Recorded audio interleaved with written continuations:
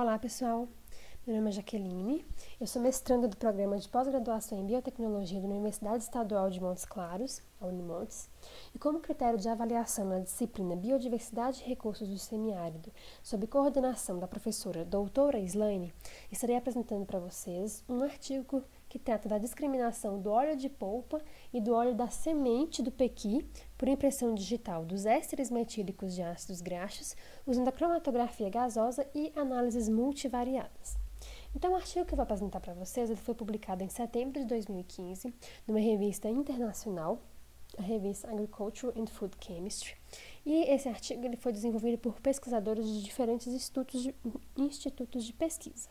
Então, nós temos aqui o Machado, o Antoniassi, o Junqueira e o Biso, que são pesquisadores da Embrapa. Temos também a Tress e Ruth, que são pesquisadores de uma universidade dos Países Baixos.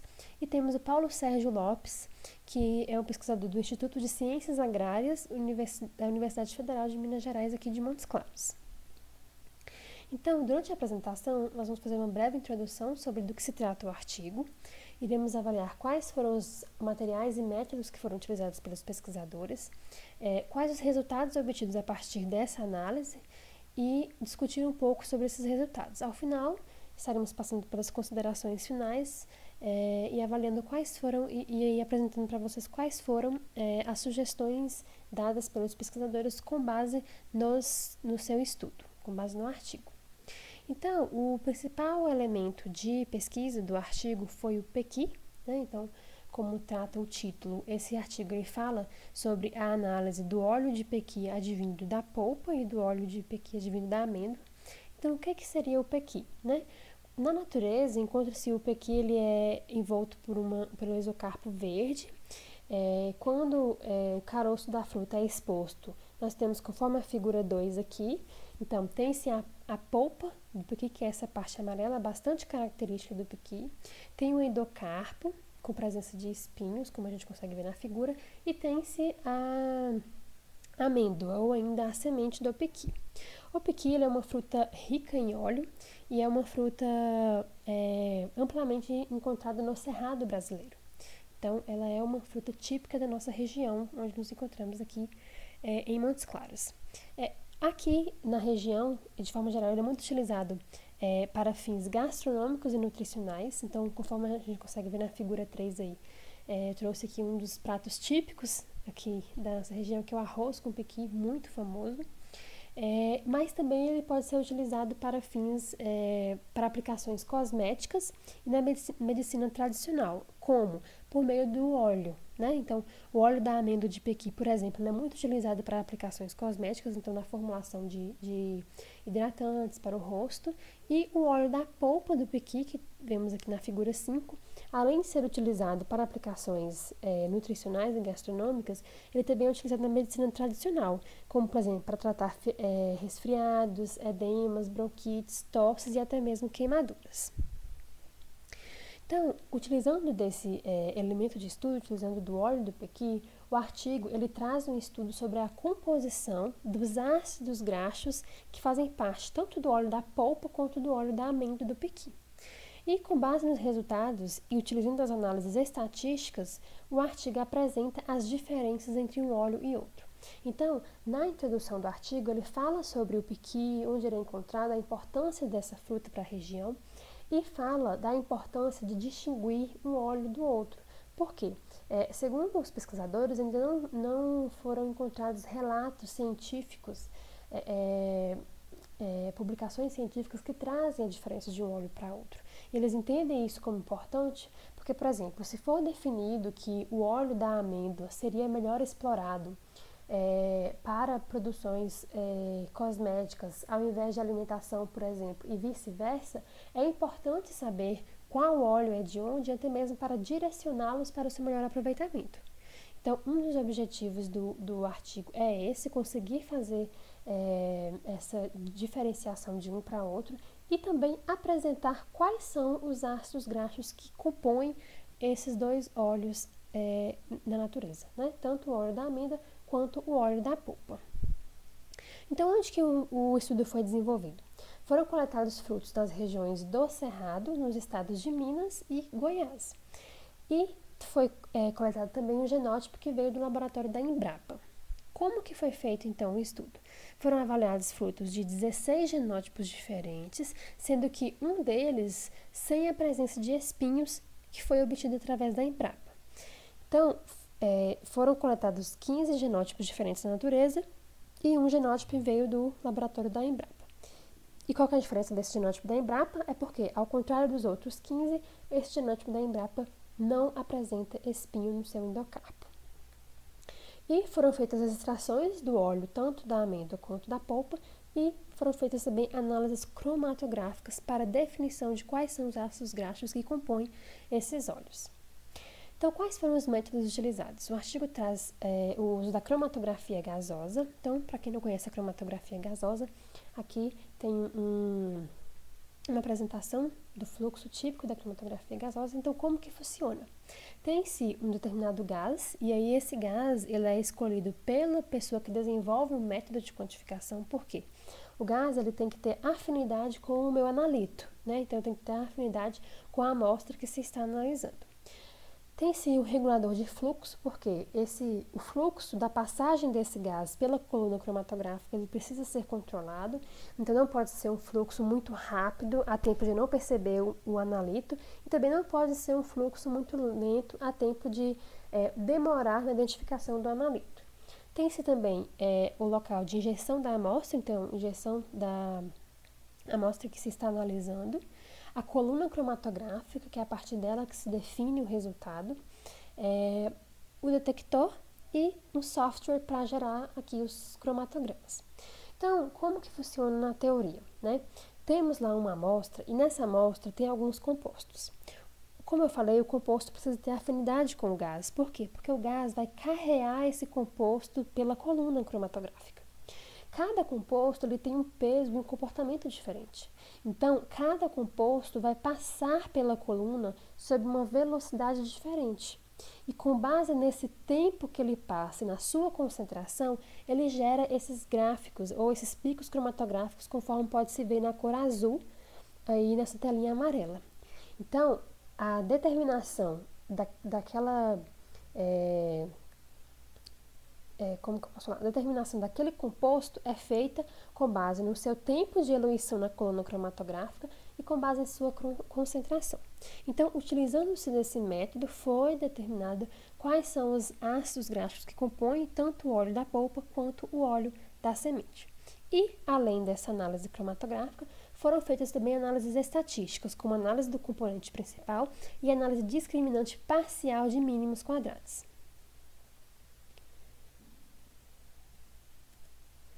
A partir da análise cromatográfica, obtiveram-se esses cromatogramas, conforme estamos vendo na figura 6 e 7. A figura 6 traz os cromatogramas das amostras e a figura 7 traz os cromatogramas dos padrões de referência. Como que funciona, então? Para que se defina qual composto é aquele que saiu no pico cromatográfico, precisamos saber, precisa-se utilizar um padrão de referência. Por quê? Existem... companhias que são certificadas e essas companhias elas fornecem padrões de referência. Então, são substâncias que tem-se certeza que há um determinado composto lá dentro. Então, por exemplo, esse padrão aqui já sabe-se que ele tem esses compostos, né? Então, já vem no seu certificado de análise que ele contém, por exemplo, o ácido palmítico, que é esse ácido aqui. Então, uma vez que eu sei que ele existe aqui nesse padrão e já é informado pelo fornecedor a concentração do padrão, eu comparo esse pico aqui com o pico que foi gerado pela amostra, então eu posso falar se a minha amostra contém ou não aquele ácido graxo. Então, podemos ver aqui, por exemplo, que no padrão de referência, o ácido palmítico, ele saiu aqui com aproximadamente 15 minutos, né? Então, temos 10 minutos aqui, 15 aqui, quase 15 minutos. Da mesma forma, na minha amostra, ele também saiu próximo de 15 minutos. Então, quando se sobrepõe um gráfico sobre outro, é possível afirmar que na amostra continha sim, o ácido palmítico. E, inclusive, vai ser possível afirmar que na amostra ele está em maior concentração do que aqui no padrão, pelo tamanho, pela área do pico cromatográfico. Então, com base nisso, foram determinados todos os ácidos graxos que compõem tanto o óleo da polpa quanto o óleo da semente nos 15 genótipos que foram coletados na natureza e também no genótipo que foi coletado no laboratório da Embrapa. E, a partir desses resultados, obteve-se, então, essa tabela aqui, apresentada pelo artigo. Nessa tabela tem-se os 19 ácidos graxos que foram analisados e a composição, a concentração de cada um, tanto no óleo da polpa, do genótipo fornecido pela Embrapa e dos outros genótipos, quanto no óleo da amêndoa, também no genótipo fornecido pela Embrapa e nos outros genótipos. Então, cada linha dessa aqui tem em si a concentração de cada ácido graxo, conforme a tabela à esquerda.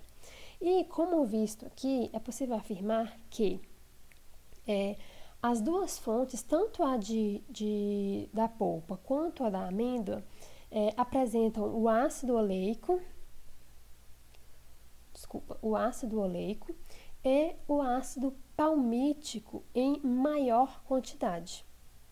Então, é possível ver aqui que esses dois se destacam, porque são os ácidos que se apresentaram em maior concentração, com pequenas quantidades de ácido esteárico e também ácido linoleico. No caso, para o óleo da amêndoa, o ácido linoleico apresentou-se com maior concentração, tanto para o genótipo fornecido pela Embrapa, quanto para o genótipo fornecido pela natureza, quanto os outros genótipos. E então, a partir desses resultados, qual foi o primeiro método utilizado então? Foi o método cromatográfico. A partir do método da cromatografia gasosa, eles resolveram propor um modelo de análise estatística capaz de identificar qual óleo é de onde. Então, qual óleo é da polpa e qual óleo é da amêndoa. Então, eles utilizaram uma análise do componente principal, que é uma análise estatística que já é disponível no mercado por meio de softwares, utilizaram essa análise e viram que é fácil identificar, por meio dessa análise, é claro, por meio de toda uma análise desenvolvida, análise estatística desenvolvida, é fácil definir qual amostra se refere ao óleo da amêndoa e qual amostra se refere ao óleo da polpa. Então, conforme visto nessa figura aí, o óleo da polpa e da amêndoa apresentam diferenças consistentes nos perfis de ácidos graxos, resultando assim em 2 grupos de amostras distintas.